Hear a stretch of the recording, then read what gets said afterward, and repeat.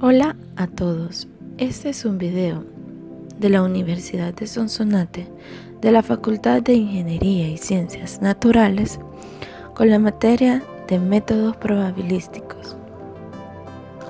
Hoy realizaremos un experimento factorial de dos factores, midiendo el tiempo de secado de diferentes tipos y marcas de pinturas elaborado por María Emilia Aragón Hernández. Los tipos de pintura con la que hicimos este experimento son agua, aceite y acrílico.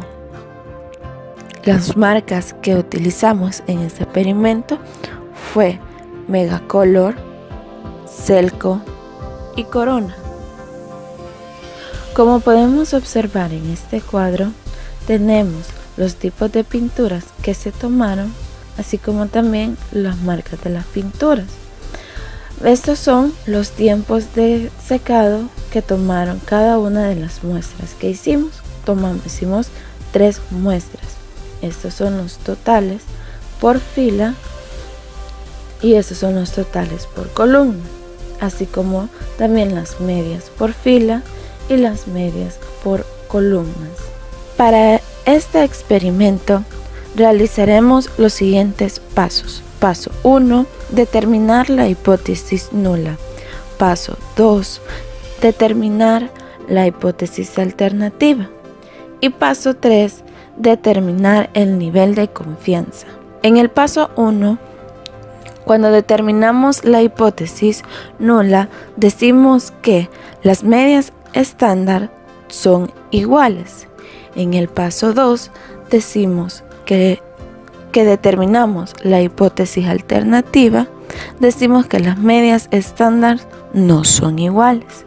Y en el paso número 3, establecemos el nivel de confianza, en el cual escogimos en este caso el 95%, teniendo un alfa del 0.05 dividido entre 2, ya que lo realizaremos a dos extremos, que esto nos da un valor de 0.025.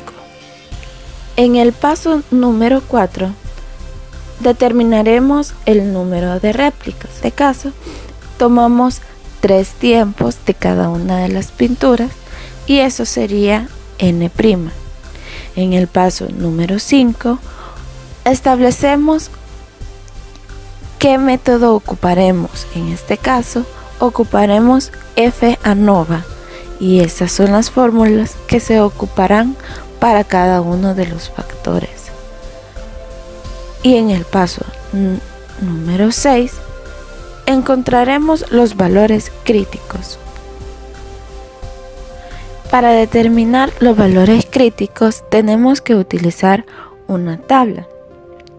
En este caso, como recordamos que en alfa nuestro total fue de 0.025, entonces utilizaremos la tabla del 0.025. Para encontrar las coordenadas en la tabla utilizaremos esta fórmula.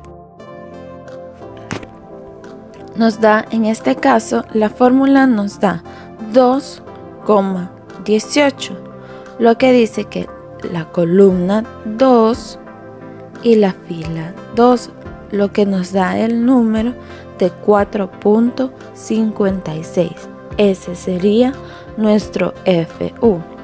En el paso 7 está la determinación de factores. Estas son las fórmulas o los pasos que se llevarán para determinar los factores: sumas de cuadrados, los cálculos de las varianzas y de último la determinación de los factores. En el cálculo de las sumatorias de cuadrados tenemos, y estas son las sumatorias de los cuadrados, y aquí estas son las sumatorias de cuadrados del factor A, que nos da este total. Esta es la sumatoria de cuadrados del factor B y esta última de la interacción de A y B. Y esta es la sumatoria de cuadrados del error. En el cálculo de la varianza tomamos para el factor A la sumatoria de cuadrados del factor A entre el número de filas menos 1.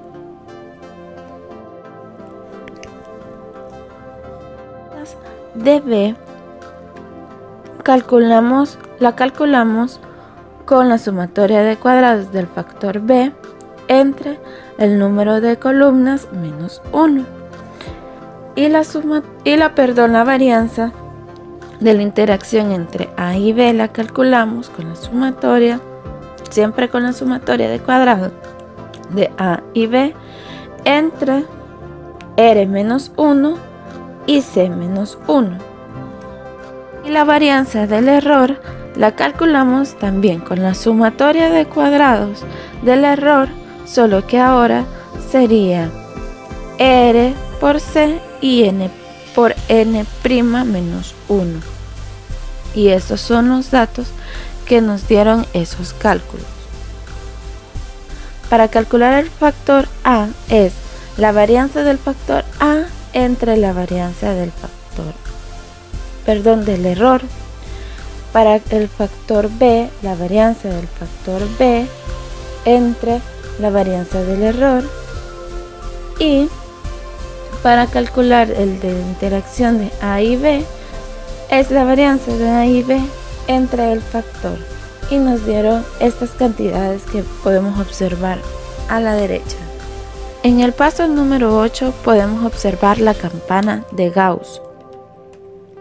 Aquí los factores que nos realizaron podemos observar que la zona blanca es la zona de aceptación y las zonas celestes son las zonas de rechazo.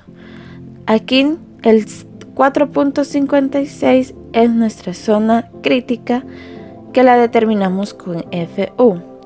El factor A nos dio 0.152334, por lo cual se acepta. Queda más o menos aquí.